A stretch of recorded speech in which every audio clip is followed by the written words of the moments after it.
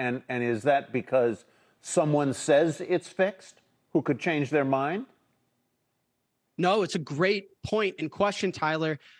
It's because it's written in the software and the software is distributed. There is no one person to ask. There is no one person to trust. The whole decentralization, is it decentralized so that you could put pictures and NFTs on the blockchain? Is it decentralized so that you could fix gaming? No, it's decentralized so that the defendants of the monetary policy are distributed, is so that it's a network of computers that actually defend the policy and the instrumentation of the monetary asset. That is not the case for Ethereum. That is not the case for any other altcoin. That is not the case for the US dollar. That is not the case for Miami real estate. That is not the case for precious metals. It is the only monetary instrument that has its monetary policy distributed and defended in a sound way. Forgive me for being dense, so but if you say that, that it's because this is the way the software is written and it is immutable, it is unchangeable.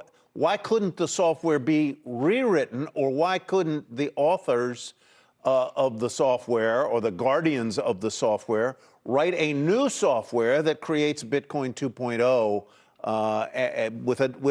with another fixed supply of Bitcoin?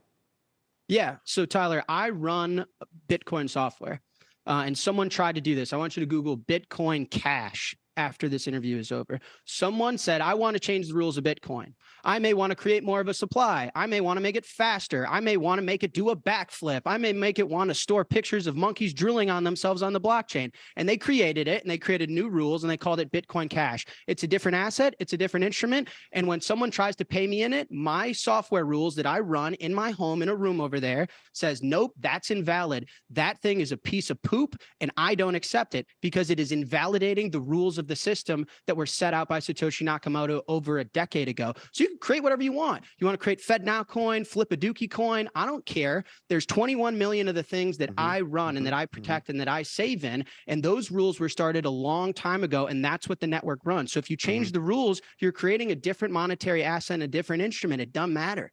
Jack, did you guys have any effect from SVB's collapse? I know, like you said, you're in Chicago. I don't know if you had any exposure there as sort of a startup, or obviously I would imagine maybe some other, colleagues, clients, you name it. What do you make of all this?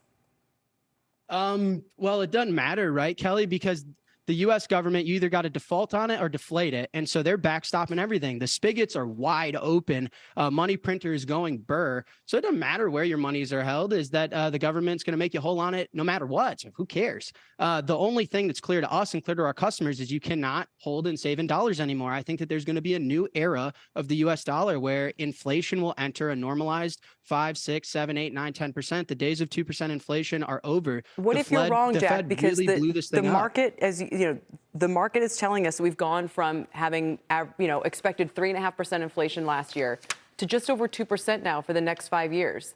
Again, it's it doesn't see inflation accelerating and picking up from here. Look at the swap lines we just instituted over the weekend. It reiterates the dollar's dominance in the global financial system. And if anything, we're going to be averaging inflation for the next decade that probably looks a lot more like the 2010s we just came from. It was not inflation. And Bitcoin still did very well, by the way. It was not an inflationary period.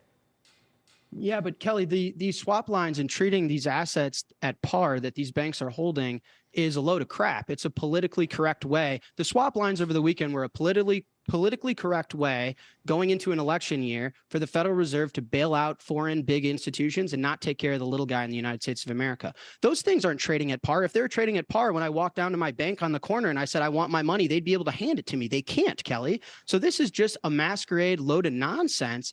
If they have to backstop these things with new money, and you're seeing risk on assets, you're seeing scarce assets actually be big winners here. So you could call it inflation because the CPI is a load of nonsense, right? Like the government's going to tell me how the dollar is inflating based on a basket of instruments.